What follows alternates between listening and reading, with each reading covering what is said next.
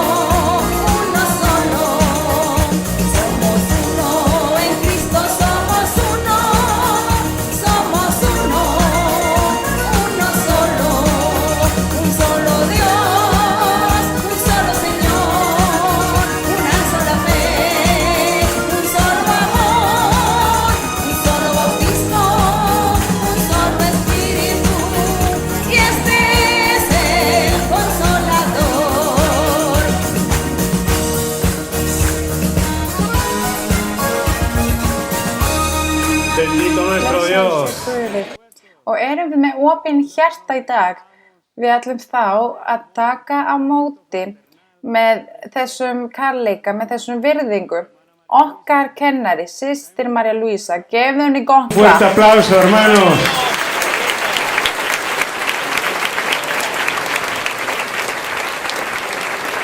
Buenas noches, buenas tardes.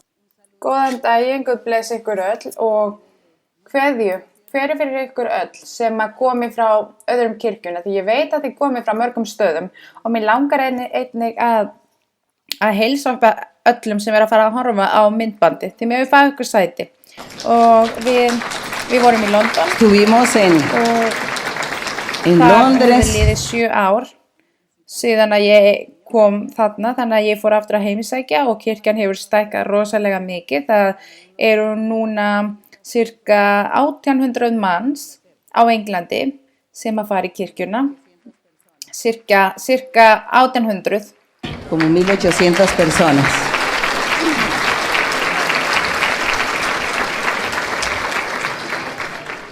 Og við þurfum alltaf að biðja Guð að gera sig opinbera, að gera sig opinbera með andlegu gjöfum, að gera sig opinbera einnig með að frelsa og taka í burtu keðjurnar sem eru veikindi, sem eru galdrar og alls konar ólæknandi veikindi. Og einnig að biðja Guð að frelsa okkur, að því stundum eru erfiðleikar og vandamálin sem eru kannski í fjölskyldunni eða heima hjá okkur. Það eru líka bindingar, það bindur okkur, það eru keðjur.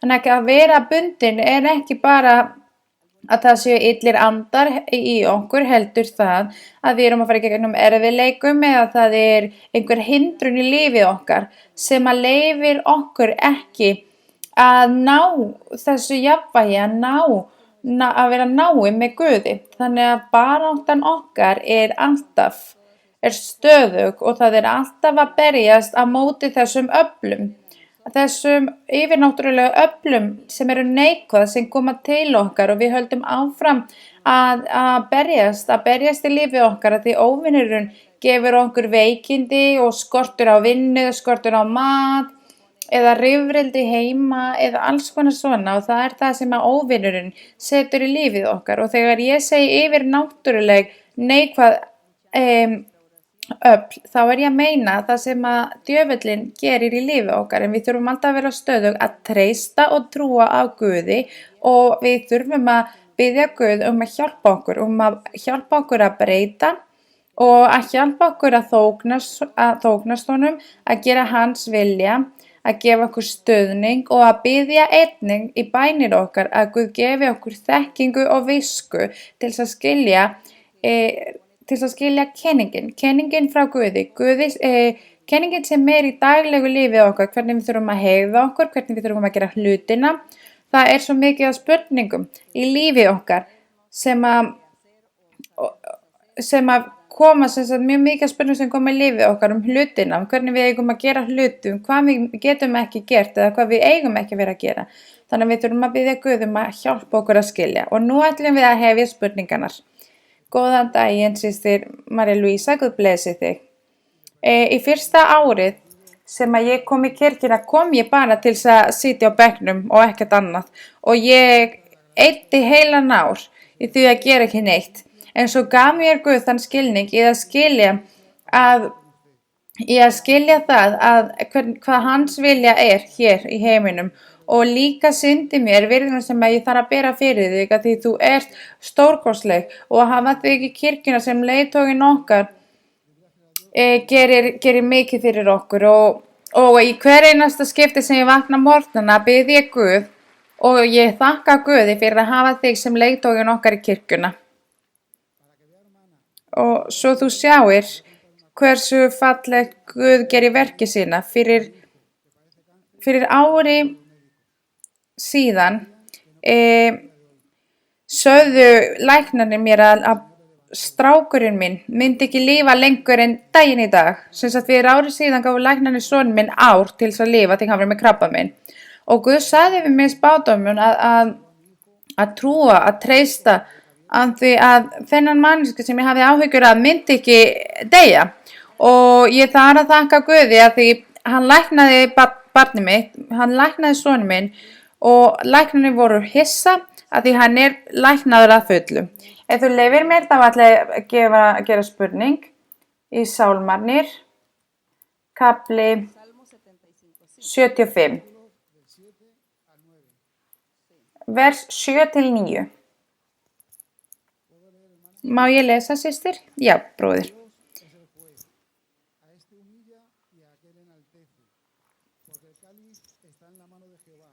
Því að hvort heldur Guð sá sem dæmir, hann niðurlægir annan og upphefur hinn, því að bikar í hendi drottins með freyðandi vini, fullur af kryddi, að því skengir hann, já, dreggjar þess súpa og södra allir óguðlegir menn á jörðu. En ég vil fagna að eilífu lofsyngja Jakobs Guði. Og mér langar að spyrja, systir, ég skil ekki þegar hann segir hér vini, þegar hann talar vinið og segir að sé freyðandi vin fullur af kryddi og að hann skengir og dreggja þess súpa og södra allir óguðlegir menn á jörðu. Guð sendi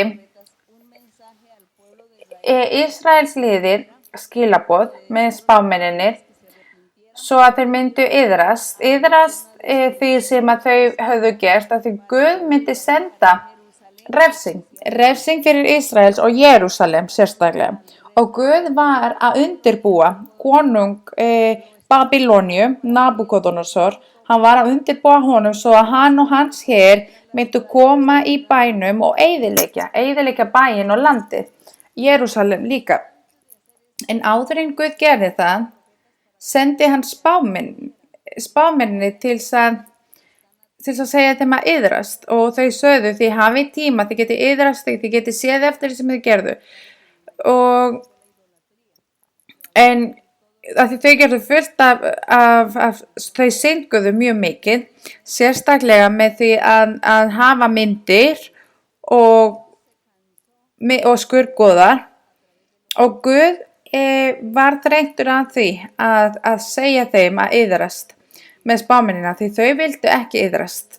Og Guð sagði við þau með spámenn að þið hafið ekki iðrast, þið hafið ekki hægt því og séð eftir því sem þið hafið gert, þá sagði Guð, því að bikar í hendi drottins með freyðandi vini, fullur af kryddi, að þið skengir hann. Þannig að þú veist, Guð var að reyna að segja, ég get ekki meir. Þetta var bara tákn til að segja. Ég get ekki meir. Ég hætti nú að reyna, glasið fullt. Það eitthvað sem við segjum á spænsku. Þannig að Guð sagði, ég að fá nóg, ég að vera reiður að því að Ísraels liði vil ekki iðrast, og þolinmæði mitt hefur fengið nóg. Og Guð sagði, sem sagt þolinmæði mitt að klárast, ég get ekki meir. Og þegar glasið verði fullt, að þá mun ég gera að verkum að refsa ykkur. Og Guð sagði þetta við spámennin til að segja við Ísraelsmenn, og þess vegna stendur, hvaða vers varst þú að lesa aftur? 9. Það segir, því að bikar í hendi drottins með freyðandi víni, fullur af kryddi, að þið skengir hann, já, dreggjar þess súpa og södla allir óguðlegir menn á jörðu. Þannig að Guð var bara að segja að hann hafði ekki meiri þolinmúð, að hann ætlaði ekki að standa fyrir Ísraelsmenninir, að því þau vildi ekki iðrast, þau vildi ekki sjá eftir hlutina sem þau gerðu. Og Guð sagði þá, ég hef fengið nóg og ég ætla að refsa ykkur. Og það gerðist, og þegar það segir, dreggjar þess súpa og södra allir óguðlegir menn á jörðu. Þannig að Guð var að segja þar að þau sem eru óguðlegir menn myndu vera refsaðir. Og Guð sagði við spámaðurinn, segðu að ég get ekki meir og ég að fara að drekka af þessu víni. Það að segja að hann hafði sem sagt verið mjög þolinmóður og hann gat ekki meir, og hann var að fara að refsa og eyðileggja Ísraelsmenninu. Og Og þegar það stendur hér að spámaðurinn drakk af þessum bikari, af þessu vindglasi, þetta var sýn sem hann hafði. Hann upplifði þessu sem sýn og hann sem sagt sagði Ísraelsmennin frá þessu, en af því þau vildu ekki heyra voru þeir eyðilögð og kom refsingin. Og það er það sem að sagan segir, að musterið var eyðilagt og það var sem sagt það var kviknað á musterið og það var sem sagt endur á Ísraelsmennirnir, að því Guð gat ekki meir, hann gat ekki verið meiri þolinmóður. Og því Guð sagði, ég get ekki meir. Það er það sem að Guð vil segja með þessum vers. Og þegar Jesú Kristur gerði nýjan sáttarmáli með Guði og sagði að hann myndi bjarga fólkinu, að því að Móses lögin náði ekki að bjarga neinum og að Guð var búinn að eyðileggja Ísraelsmenn og það voru ekki spámenn þar. Þegar Jesú Kristur kom voru engir spámenn. Það var ekki lengur, Guð gerði sig ekki opinbera á meðal fólkið í Ísrael og Jesú Kristur sagði, ég ætla að gera sáttarmál með Guði og ég ætla að leyfa fólki að trúa mér, að trúa og treysta mér, og þau sem trúa á mér verða bjargaðir og frelsaðir. En við getum séð að Jesú Kristur fér einnig súpa þessum víni af því hann var krossfestur. Og það var þá að þess vegna þurfti Jesú Kristur að deyja á krossinu til þess að bjarga öllum. Og þess vegna sagði Jesú Krist, ég myndi velja að sleppa að drekka úr þessum bikari, en ég ætla að gera það því ég gerir sáttarmáli við þig, og þess vegna var hann krossfestur og dó í krossinu. En það var til þess að bjarga okkur öllum. Þannig að þessum bikar í Biblíuna þýðir sem sagt að þetta er reiði Guðs á móti liðinu vegna óhlýðni þeirra, en við sem kirkjan og trúðir Guðs, við ætlum ekki að leyfa aftur að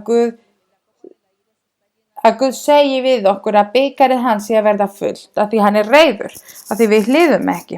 Það er ekki það sem við viljum og það mun ekki koma fyrir með kirkju Guðs.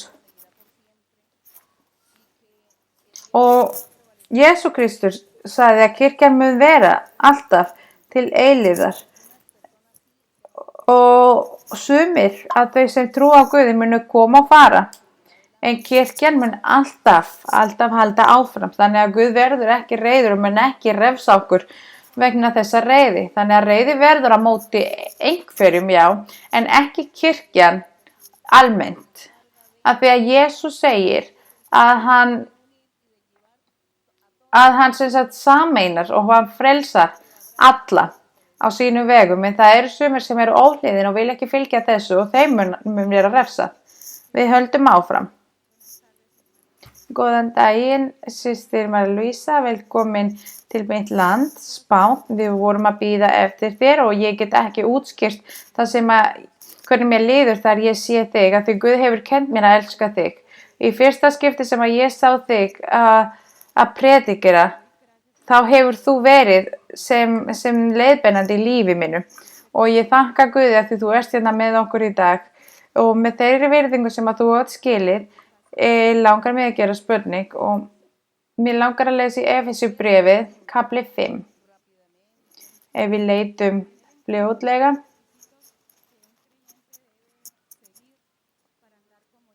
Þar finn ég 4 skilyrði sem að þau sem eru trúið þurfa að gera til þess að vera sem barn Guðs.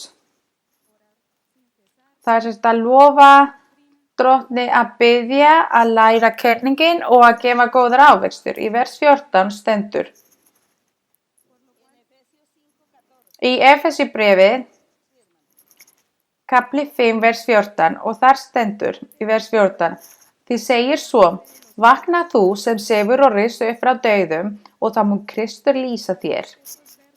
Við vitum að þessi vers tala uppreisnin Jesú Krist.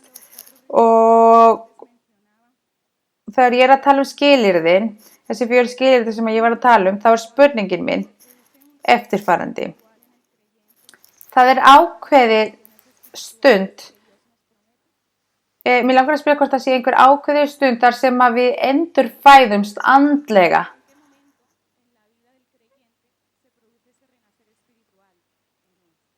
Hvort það sé á einhverjum tímapunkti í lífi okkar endurfæðing andlega séð.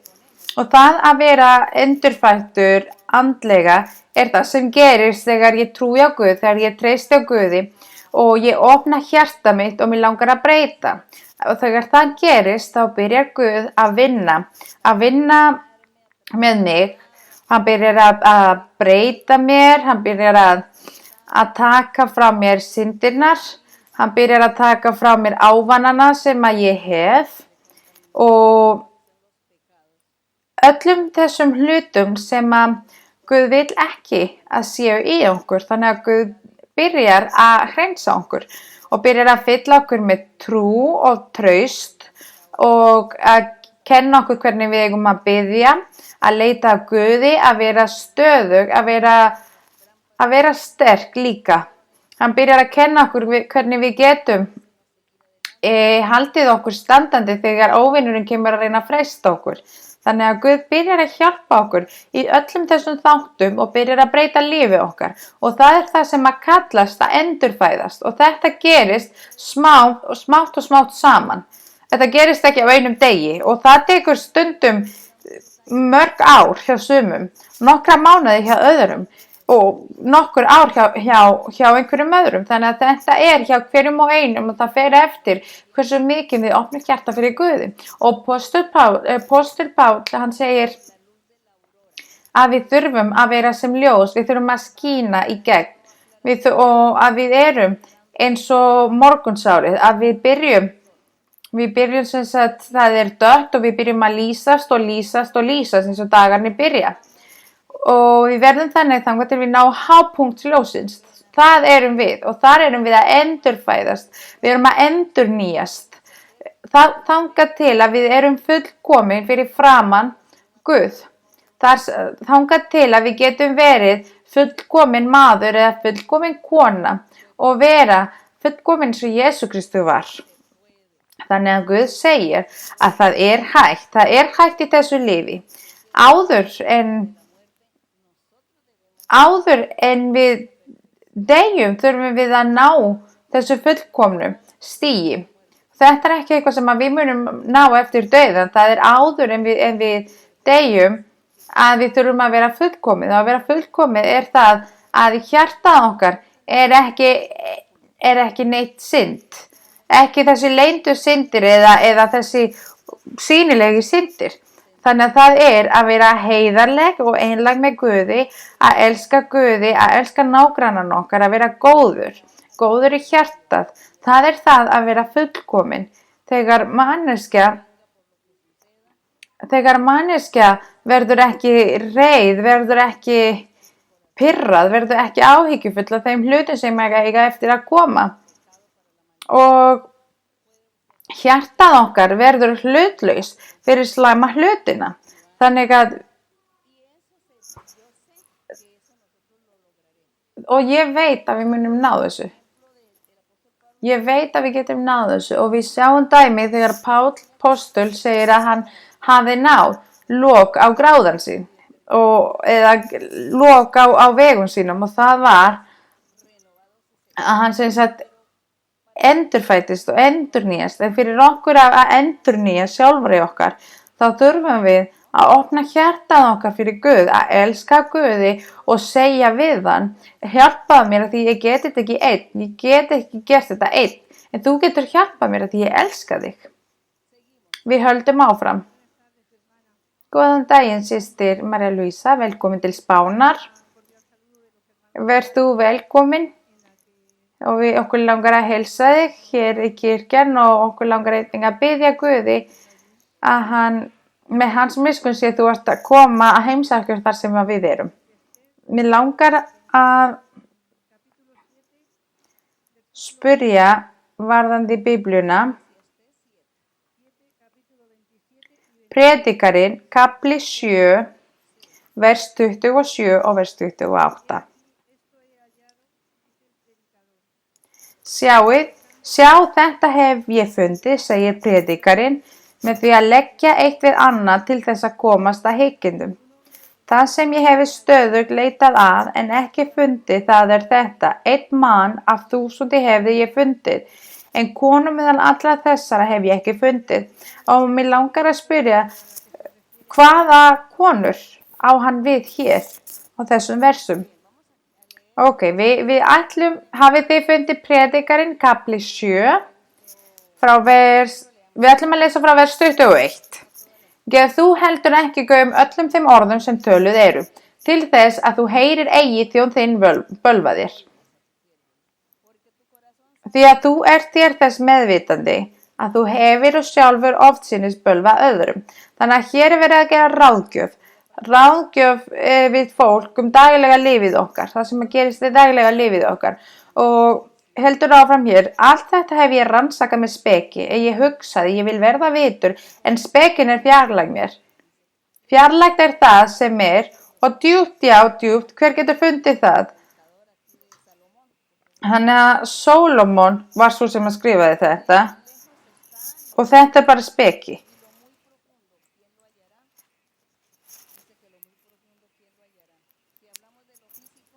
Þannig að þegar hann segir hér,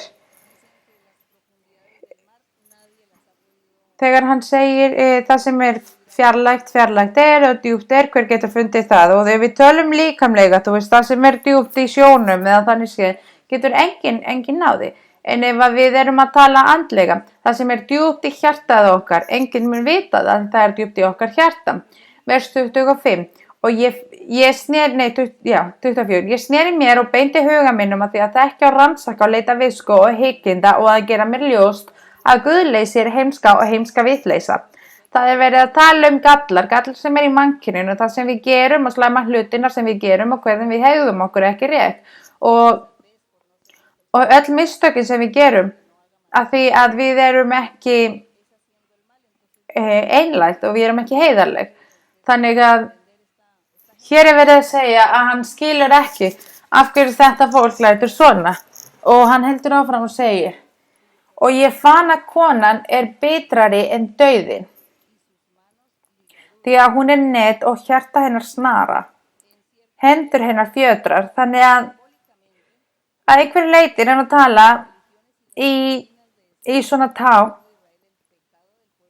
og sem var að fara eftir skordguða, sem sagt skordguðadyrkun var það helsta synd sem var hjá Ísraelsmenn, og Guð talaði um vændiskonu alltaf þegar hann var að segja að öll hinn trúarbröð sem að voru þá að þeim tíma sem að Ísraelsmenni voru, hann talaði sem sagt hinn trúarbröð sem vændiskonu. Og þannig að það stendur hér: sá sem Guði þóknast kemst undan henni. Þannig að það er verið að segja, einhver sem þóknast Guði mun ekki syndga. Þannig að mannska sem að þóknast Guði mun ekki syndga með því að fara eftir þessari konu. Og það stendur hér, heldur áfram, en syndarinn verður fanginn af henni. Þannig að þau sem að elskuðu Guð myndi ekki fara eftir skurðgoðadyrkun, en þau sem elskuðu Guði ekki voru að fara að falla í því að syndga og fara eftir skurðgoðadyrkun.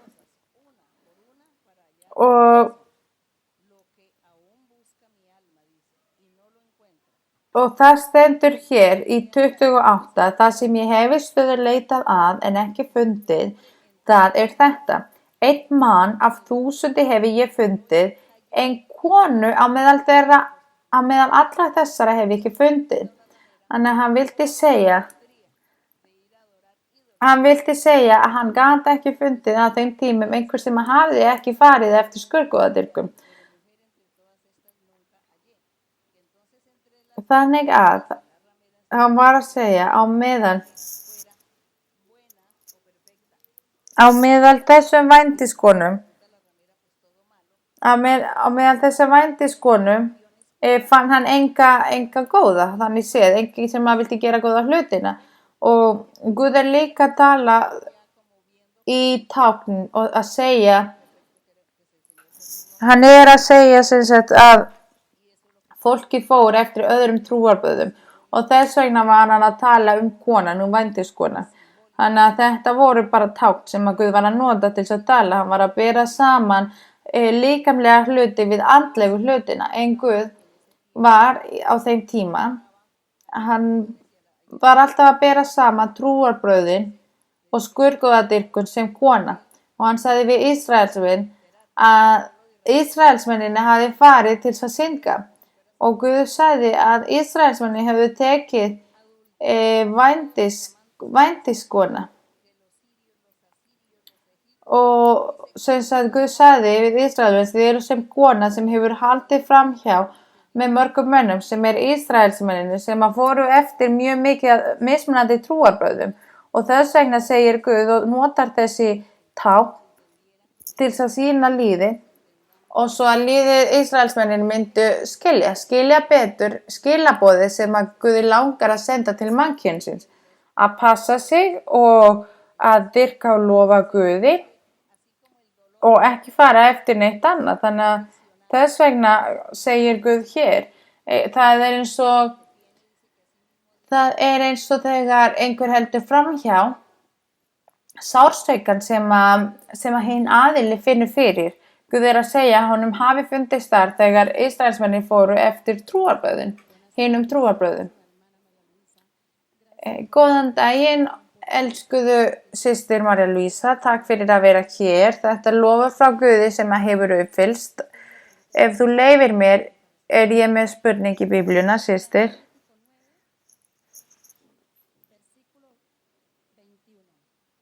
Það í 3. Mósesbók, kapli 9. 3. Mósesbók, kapli 9, vers 21. Má ég lesa? Já. En bringunum á hægra lærinu veifaði Aron til veififórnar frammi fyrir drottni, svo sem Móse hafði boðið. Systir, spurningin sem ég hef, við skiljum að á þeim tímum Guð gaf lög, Guð gaf sem sagt fólk fyrirmæli og mér langar að vita hvað þetta þýðir, eins og með bringunnar og hægra lærinu og það. Já, það sem sagt þegar þau voru að fórna einhverju fyrir Guð, að þá voru dýrin tekin í sundur og það var fórnað fyrir Guð. Og þú hafa verið kýr eða lamb eða geit. Þannig að þegar þau voru að gera veififórnar til Guðs, þá sagði Guð að þau þurftu að gefa það í veififórnar. Og það stendur hér að hann veifaði veififórnar frammi fyrir drottni. Hefur það einhver meining eða? Nei, það sem sagt að þau veifuðu það og það var bara hlut af þessu sem þau gerðu, af þessum fórnum. Og það voru kýr og lamb og dúfur og allir þessi fórnar sem voru gerð voru til að biðja Guð fyrirgefningar fyrir syndirnar sem að fólk var að gera. Þannig að fólk fór til prestsins alltaf, fóru með lamb, segjum ef að þau voru rík, fóru þau með kýr og sögðu, ég með þennan kýr að þennan lamb hér til að fórna það fyrir Guði svo að Guð fyrirgefi syndina mínar. Og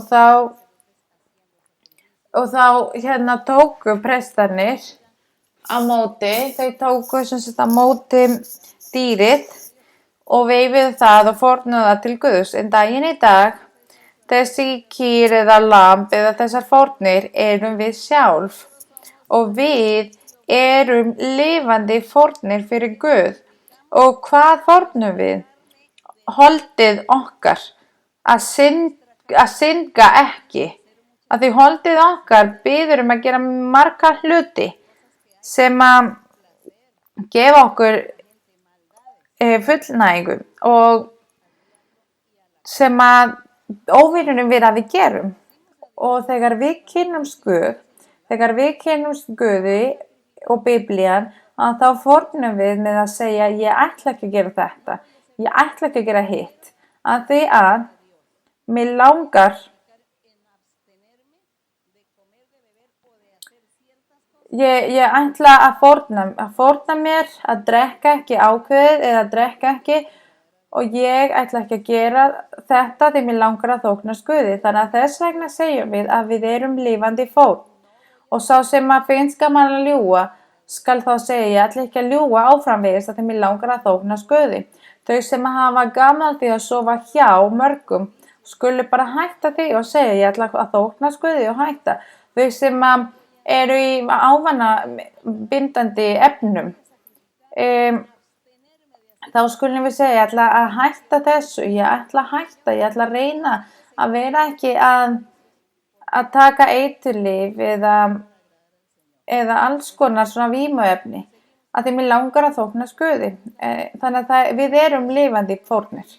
Við ætlum að halda áfram með annarri spurning. Góðan daginn, systir María Luisa. Okkur langar að heilsa þér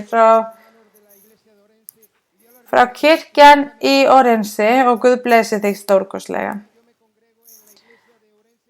Ég hef verið í kirkjuna í 9 ár og það er ánægja fyrir mig. Lífið mitt hefur breytt gjörsamlega.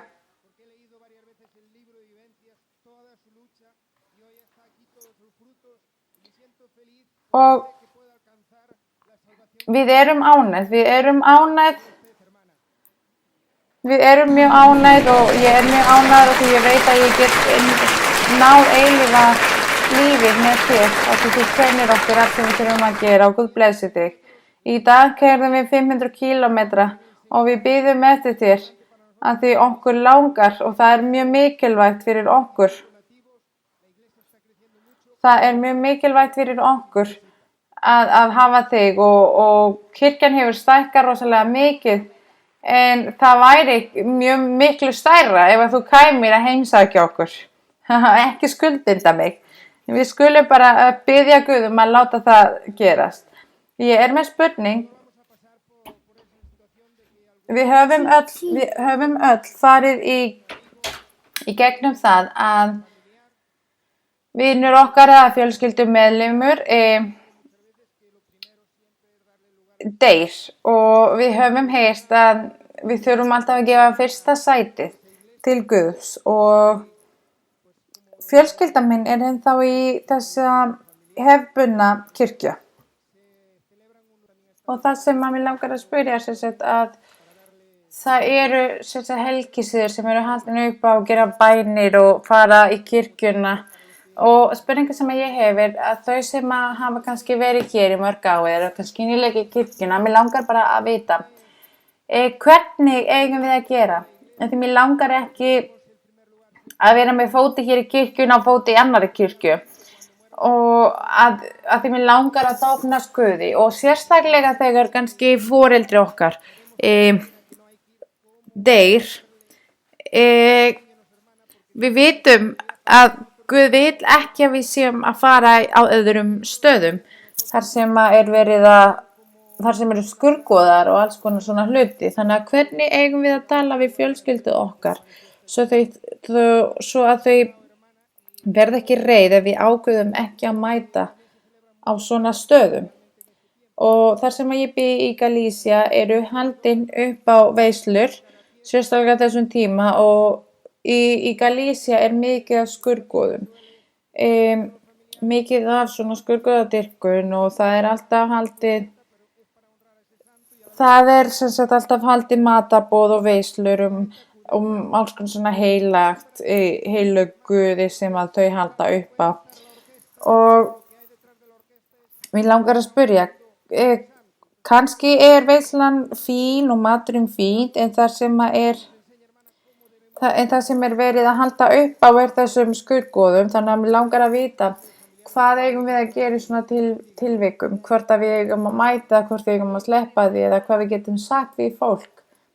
Já, fyrsta skrefið að þegar þú ert, eða þegar einhver þekkir frá Guði og þekkir bókina, þessi stórkostlega bók sem Biblían, þau fyrstu sem að vita að þessu, að við erum að fara í kirkju og við höfum fundið Guð, fjölskyldan okkar og foreldrar okkar, að við erum að fara í kirkju og að ég mun breyta trúarbrögð því ég að fara núna í kirkjuna, mér líður mjög vel þar. Og Guð talar og hann gerir kraftaverk og hann gefur okkur gleði. Og það það fyrsta sem að fjölskylda mín og foreldrarnir mínir og þau sem eru í kringum mig þurfa að fá að vita. Svo að þau virði mig í framtíðina, þau þurfa að virða mig. Og þá vita þau, þegar þau eru að fara að halda upp á veislum, þá vita þau, nei, við ætlum ekki að bjóða þennan að því hann trúir ekki lengur á þessum hlutum. Og þá segir fólk, nei, þau eru á annarri trúarbrögðu, þau mun ekki mæta þessu að því við erum í þessu. Og það það sem að gerist. Þetta kom fyrir mér og í fyrsta skipti sem að ég kom í kirkjuna, þá ég hafi verið mjög ung, þegar ég þekkti Biblíuna og að ég var ástfangin á Guði, þá vissu allir að því. Foreldrarnir mínir og bræðurnir mínir og fjölskyldan og allir vissu að ég hafi skipt trúarbragði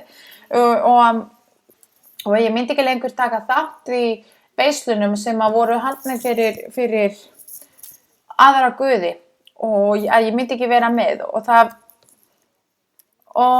þau vissu frá byrjunina og það var enginn sem að fór í kirkjuna með mér af því ég var ekki lengur að predika, ég var ekki að segja neitt og þau lögðu mig til hliðar, þau settu mig til hliðar. Það var eitthvað sem að gerði ekkert fyrir mig, mér var alveg saman það, en mér var aldrei boðið í neitt. Mér var aldrei boðið í neitt og ekki mér og ekki systur mínar, því systurnar mínar Cecilia og Rosalba við allar, við komum í kirkjur allar saman, því við gerum alltaf allt saman. En bræður mínir og foreldrar mínir voru eftir þar sem ég bjó og þar ég sagði að ég hafi skipt trúarbragði, þá virtu þau það, en okkur var ekki lengur boðið neitt, þannig að fyrir ykkur að forðast vandamál, ekki vera að fela í hverju þið trúið, ekki vera að fela andlega staðan ykkar. Þú þarft ekki að vera að segja að maður mæti kirkju og að breyta lífið, en þú þurft bara að segja, ég að fara í kirkju þar sem við lesum Biblíuna og Guð gerir sig opinbera og mér líst mjög vel að það og ég farin þar, ég farin að þessari trúarbrögð, mér langar ekki lengur að taka þátt í veislum með ykkur sem að tengjast öðrum trúarbrögðum að því ég sannfærð að Guð þar á þessum stað sem ég fann og þau munu virða þessu. Af hverju segi ég það? Að því ég hef upplifað það sjálf. Ég hef þurft að fara á jarðarför fjölskylduna mína sem eru í hefðbundinni trú og ég fer bara á sal þar sem þau hafa líkamann og salnum þar sem þau hafa líkamann. Ég fer ekki í þessum kirkjum sem fullt af skurðgoðum. Ég fer bara þar sem að þau fara á þessum sal með fólki áður en farið í kirkjuna. Þannig að ég hef farið. En ég mæti ekki á veislunum. Það eru prestar og það í öðrum kirkjum. Og að því fjölskyldan mín og foreldrarnir mínir og vinir mínir vissu af þessu, þá skilja þau mig og þau dæma mig ekki. Þegar það hafa verið brúðkaup, mér aldrei boðið, af því það í þessum stórum kirkjum. Og ég hefði aldrei farið þó mér hafi verið boðið. Af því þau vissu að ég vildi ekki koma, þá bjóða þeir mig ekki. Og ef við reynum að fela okkar einkenni, að þá þá þetta erfiðara fyrir okkur. Þannig að það miklu auðveldara að segja fólki frá því á hverju við trúum. En því hafði ekki gert það frá byrjunina. Hvað gerist núna? Að þú fer á jarðarförina, að því einhver mjög náinn þér hefur látist, hvort það sé faðir þinn eða móðir þinn eða einhverja bræðrum þínum.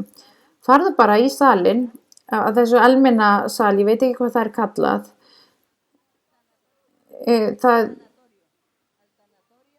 Þessi salur það sem að líkaminn áður en farið í kirkjuna. Og ef þið langar að þóknast Guði og þú hefur trú og traust, þá skalt ekki fara í kirkjuna, í þessari hefðbundi trú kirkju. Að hlusta á prestinn og að hlusta á öðrum hlutum þar sem verið að fara eftir skuggóða. Það sama við brúðkaup. Mættu bara seint. Mættu frekar bara seint þegar þau eru að koma út úr kirkjunni. Þannig að þú bara mætir þegar hjónin eru að labba út. Þannig að þú mætir. Bueno, Ég segi, þú hefur ekki, Entonces llegó. sagt frá því í hverju þú trúir og Guð sagði, sá sem að neitar mig, þá mun ég neita honum líka fyrir fram að faðir mig. Þannig að hérðan við frá, nú getum við tala með þekkingu, bara mikla þekkingu, án þess að lenda inn einu rifrildum eða neitt svo leiðist, að fólk viti fjölskyldna þig og allir. En að þið hafi kannski ekki sagt. Þannig að við ætlum þá að bara vera gáfuð. Og ef okkur boðið í brúðkaup, þá skulum bara mæta seint og sleppa því að fara í kirkjuna. Og ef að þú þarft að fara í skírn eða einhverju svoleiðis, það er reyndar öðruvísi og ég veit að Guð þóknast ekki svoleiðis hlutum, en þá skaldu bara líka mæta seint. Þannig að við þurfum að vera örugg og stöðug í Guði og við þurfum að vera stöðug og líka bara og að vita hvernig við eigum að vera og Guð hefur gefið þessu. Guð hefur gefið mér þessari þekkingu síðan að ég byrjaði því ég man að frænka mig sem að ég elskaði mjög mikið, hún lést. Hún lést og ég man þegar ég kom að heimsækja hana, það var sett kross, stóran kross fyrir ofan rúminu. Hún var ekki dáin þá, hún var kvalin, mjög kvalin og það sem ég gerði þegar ég var nýbyrjuð í kirkjuna, ég tók þennan kross og setti það fyrir undir rúminu og enginn sagði neitt við mig.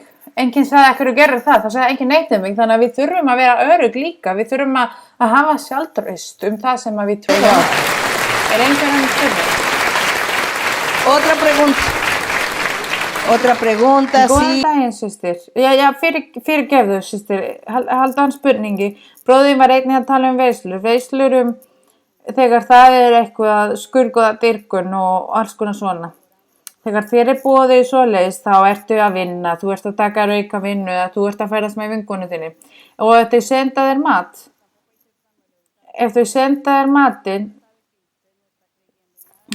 mat, þá skaltu bara taka á móti matnum og þú borðar það. Þú þarft ekki að vera dónalegur, en Guð þá sér að þú ert ekki að fara að halda upp á veisluna, þú ert ekki að halda veislu fyrir eitthvað annað Guð.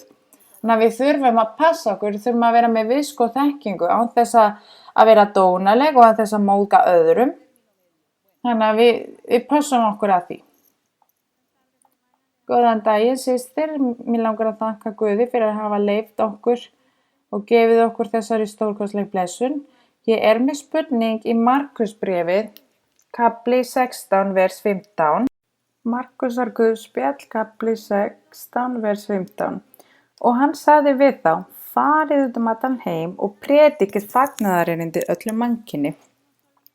Systir, þú hefur kennt okkur að við predikurum kenninguna ekki bara þegar við erum prestar, heldur líka með okkar eigin vitnisburði, hvernig við hegðum okkur. Og Guð hefur leyft okkur að vinna í félagslegum vinnum félagslegum vinnum sem sagt með góðgerðarfélagi sem að kirkjan hefur. Margir koma í kirkjuna í gegnum félaginu, styrktarfélaginu. Hvernig eigum við að hegða okkur? Hvernig eigum við að tala? Ertu að tala sem sagt styrktarfélagið okkar? Já, og styrktarfélagið, það mjög mikið af fallegum sögum þaðan. Þegar við höldum upp á hátíðir eða svoleiðis með félaginu, með styrktarfélaginu, við erum með mjög mikið af fólki sem á hjólastólum, við höldum upp á veislu eða hátíð, gefum þeim mat, við höfum líka fólk sem komin á ellialdri, við förum til þeirra, ég fer til þeirra, ég segi hæ við þau og ég gef þeim handa yfirlækningu og ég bið Guð að hjálpa þeim, að lækna þeim. Það mjög mikið af þeim sem eru læknuð út af þessu. Og þau sem mæta segja þið eru öðruvísi og margir af þeim koma í kirkjuna. En segðu mér, systir, hvað segir þú mér? Hvað hefur þú upplifað í styrktarfélaginu? Já, systir,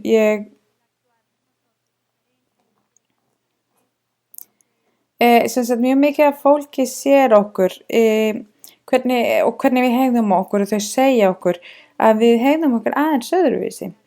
Og það sem ég langar að spyrja hvernig eigum við að hegða okkur bara náttúrulega, að því stundum verðum við ýkt og við förum að ýkja hlutina og mér langar að spyrja hvernig við getum gert til þess að hegða okkur alltaf bara náttúrulega til þess að vera sem vitnisburður og ekki vera að ýkja hlutina Guð.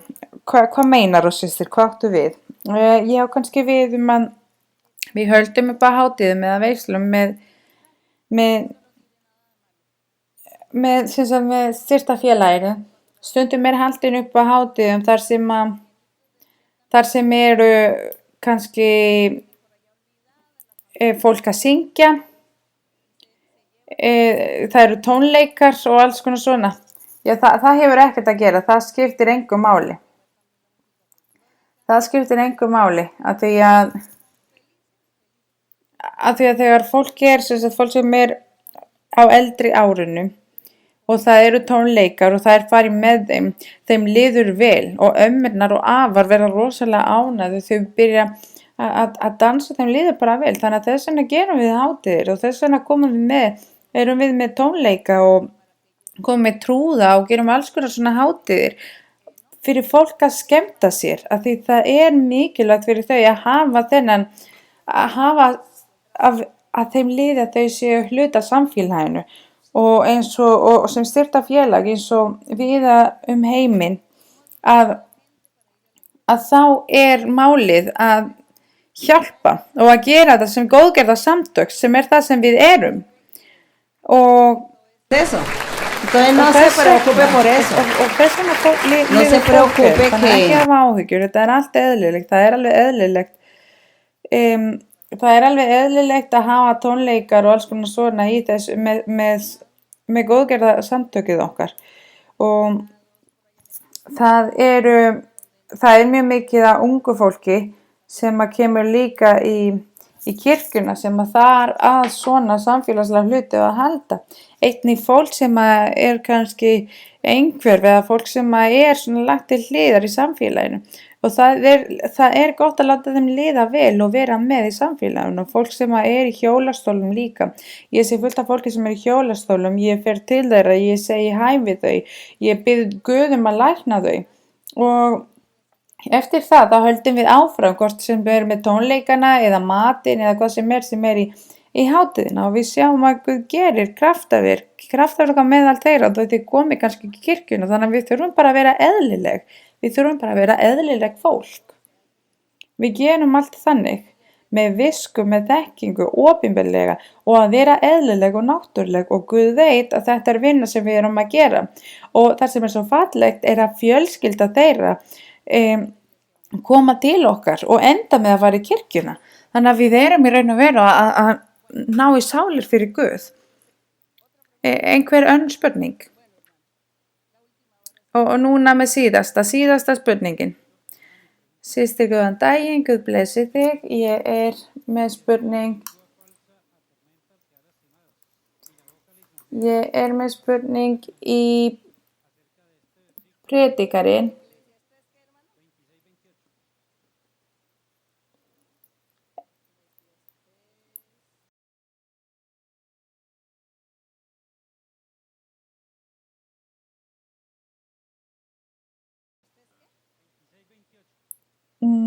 Predikarinn kafli hvað? Nei, Predikarinn er ekki... Já, ok, það hlýtur að vera. Proverbio 26, 28. Það er ekki Predikarinn, þetta er orðskviðarnir. Orðskviðarnir, kafli 26. Orðskviðarnir, kafli 26, vers 28 og þar stendur. Við þurfum að hafa í huga að hér er verið alltaf að kenna okkur hlutir og upplifanir á daglegu lífi eins og ef þið sjáu hér í vers 27.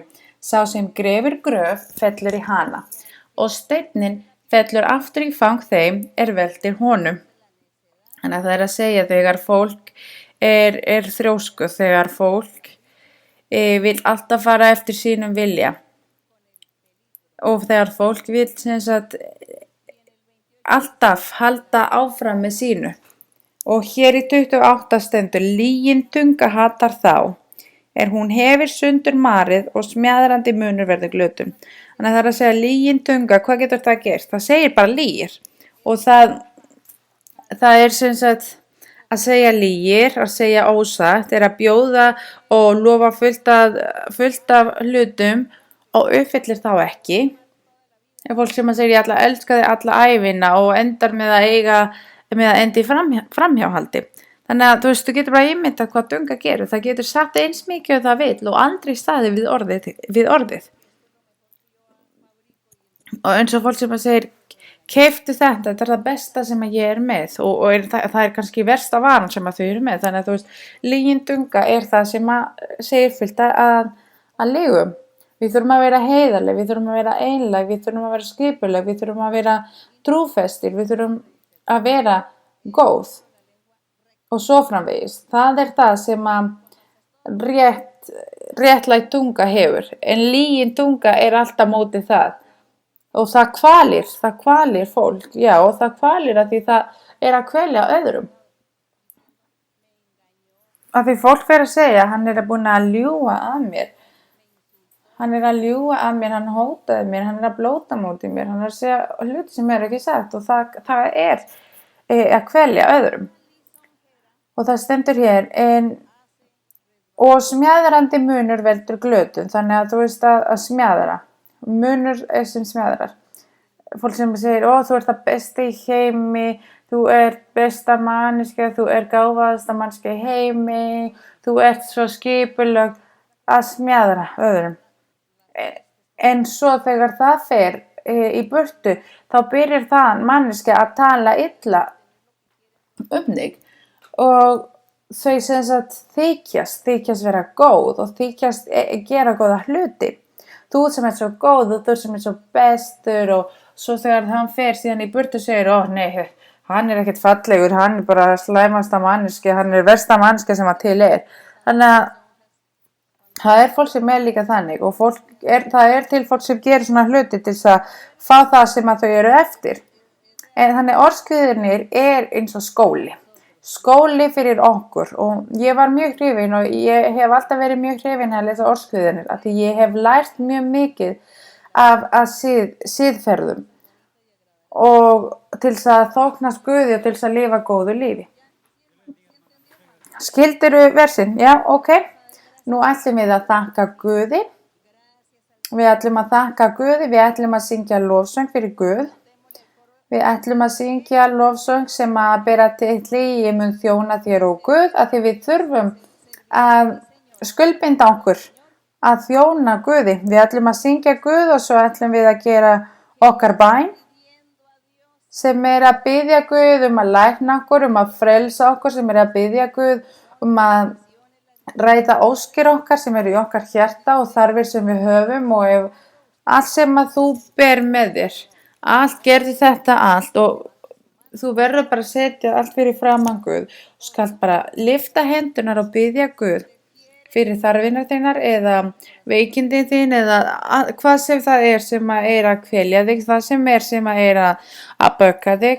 En einbeittu þér að biðja Guð, að lofa Drottinn og að þakka Guði og að biðja fyrir þínar þarfir og óskir eða veikindi eða efnisleg hluti eða andlega eða hvað sem þú þarft í þínu lífi. Þannig að við ætlum að bjóða, þannig að ekki segja mér ég með flóakast eða það seyðiskraftur á móti mér. Við erum búin að biðja fyrir allt. Eða ef einhver segir ég með Alzheimer, ef mér illt í bankinu eða ég lamaður, ég í hjólastól. Við erum búin að biðja fyrir það. Líka fólk sem í hjólastólum, biðja til Guðs að því Guð þar til að hlusta á ykkar bænir og þarfir og óskir. Við ætlum að syngja núna. 131.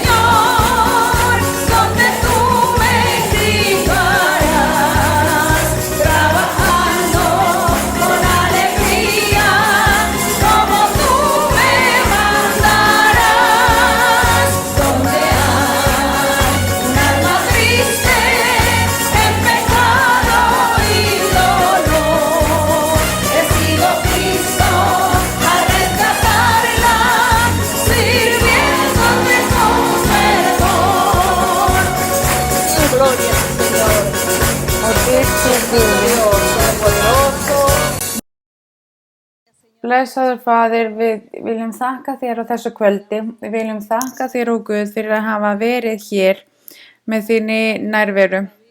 Við vorum hér að lesa Biblíuna, að íhuga Biblíuna, að reyna, ó Guð, að rannsaka og lesa nákvæmlega orðið þitt. Takk, ó Guð, að því að þú ert að gefa okkur getan til að skilja og til að íhuga og aðalega það að þitt heilagt orð kemur í hjartað okkar, kemur í okkar líf og að við óskum og að við viljum stórkostlega gera þinna viljun. Við viljum þókna þér, ó Guð, við viljum lofa nafnið þitt, við viljum biðja þig og leita að þér með okkar allar hjarta og sál. Að því það okkar ósk, það okkar þörf að leita að þér til þess að geta njóta frá öllum þessum versum sem í sálmannir, þar sem að þú ert að horfa á réttlætan og sá sem að gera réttu hlutina til þess að blessa okkur. Takk, ó Faðir, fyrir loforðin þinn, fyrir orðið þitt, heilagt orð þitt. Takk, ó Guð, fyrir stuðningin sem þú gefur okkur, fyrir stuðningin sem að þú ert að gefa kirkjuna þína almennt við heiminn. Takk, ó Guð, fyrir að gera því opinbera á meðal okkar og mér langar einnig að biðja, ó Guð, að hjálpa okkur að lifa réttlægt líf fyrir framan þig svo að við getum njótið enn meira frá þinni opinberu, frá þínum kraftaverkum og undranir sem þú gerir, frá andlegu gjöfunum og svo við getum farið að njóta að öllu sem að þú gerir fyrir okkur, fríð og gleði og hamingja sem þú gefur okkar sál og gefur okkur sjálfum. Og takk Faðir góður, ég vil lofa þér, gefa þér dyrðina og heiðurinn. Mér langar að lofa þér, ó Guð, við lofum þér, blessaður sér þú, miskunnarfullur ertu, kærleikin þinn að eilífu, orð þitt eru trúföst og loforðin, ó Guð, í nafni Jesú Kristur, elskaður sonur þinn, og einnig Faðir, ég vil setja fyrir framan þig alla bræður og systurar sem eru að horfa á myndbandi, sem eru hér í dag, þau sem eru hér í dag, þau sem eru veik, þau sem eru með ólæknileg veikindi, þau sem eru með veikindi í heilan, í bakinu, í húðina, í blóðinu eða líffærin, þau sem eru með gigt og öll þessi veikindi, verð þú, ó Guð, að leggja út höndina þína og frelsaðu okkur, læknaðu okkur, verð þú að taka í burtu alla bölvanir frá djöfulnum, að því stundum eru þessi veikindi bölvanir sem að koma frá seiðiskröftum sem að óvinurinn hefur sett í okkar líkama, verð þú að setja út höndina þína og hreinsaðu okkur, verð þú að hreinsa og frelsa, verð þú að slíta keðjurnar. Ó Guð, verð þú að frelsa, verð þú að lækna okkur, verð þú að hreinsa okkur, ó Guð, og mér langar einnig að biðja þig að blessa hverjum og einum, að styðja, ó Guð, að gefa og ræta óskirnar þeirra sem eru þeirra hjarta, ó Guð, verð þú einnig að sjá þarfir hjá hverjum og einu, þarfir þeirra, ó Guð, verð þú að blessaðu þau, ó Guð, verð þú að frelsa, og gefa þeim blessunum. Mér langar einnig að biðja, ó Guð, fyrir heilögum anda, að valdinn þinn, ó Guð, sé að koma hér, að andinn þinn sé að koma hér, verð þú að senda eld frá himnum og verð þú að brenna okkur með þessum andlegu eld, ó Guð, verð þú að frelsa okkur og gefa okkur skírnina og fyllt okkur með andlegum gjöfum, verð þú að senda eld, ó Guð, gefðu okkur skírnina með andlegum anda, með heilögum anda, ó Guð, verð þú að slíta keðjurnar, verð þú að blessa og gefa okkur blessarnir, andlegu blessarnir, ó Guð, sendu þínum valda, sendu þínum eldi, sendu valdinn þín, ó Guð, frá himnum, sendu, ó Guð, heilögum anda, blessaður sé þínu nafni, ég lofa nafni þínu, heilagur ertu, ó Faðir, heilagt nafn þitt á milli kynslóða. Mér langar að lofa þér, heiðurinn fyrir þig, dyrðina fyrir þig, ó Guð, blessaður Faðir, valdamikill, almáttugur Faðir, heilagur, ó Guð, konungar, ó Guð, þú, ó Guð, sem að býr í himni, ó Guð, sem að þú ert hér, verð þú að hjálpa okkur, svo að við getum alltaf verið á þínum vegum, til þess að búa með þér, ó Guð, á þínu fjalli, til þess að vera fyrir framan þinni nærveru, ó Guð, hjálpað okkur að lofa þér og gefa þér dyrðina, ó Guð, blessaður að eilífu, ó Guð, halleluja, dyrðina þér sé þínu nafni, og í nafni Jesú Kristur, þín elskaður son, fyrir hans sinn heiðurinn og dyrðina, héðan í frá til eilífs. Pon aceite en mi lámpara, Señor. Pon aceite en mi lámpara, Señor. Que yo quiero servirte con amor. Pon aceite en mi lámpara, Señor. Señor Jesús, tú eres mi guía. Señor Jesús, tú eres amor.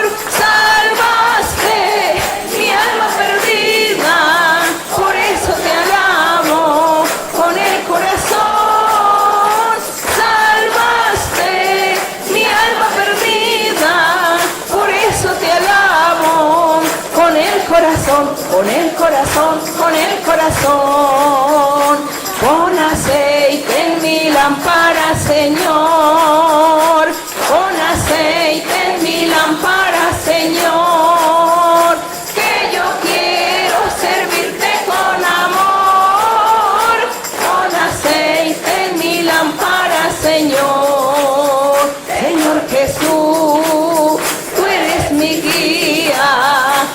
Señor Jesús, tú eres amor, salvaste mi alma perdida, por eso te alabo con el corazón, salvaste mi alma perdida, por eso te alabo con el corazón, con el corazón, gloria a mi Señor, gracias Señor. Takk og Guð, dyrs í þínu nafni og takk sé Guð almáttugur. Takk bræður og systur, Guð blessi ykkur öll, Guð blessi ykkur. Y hasta pronto.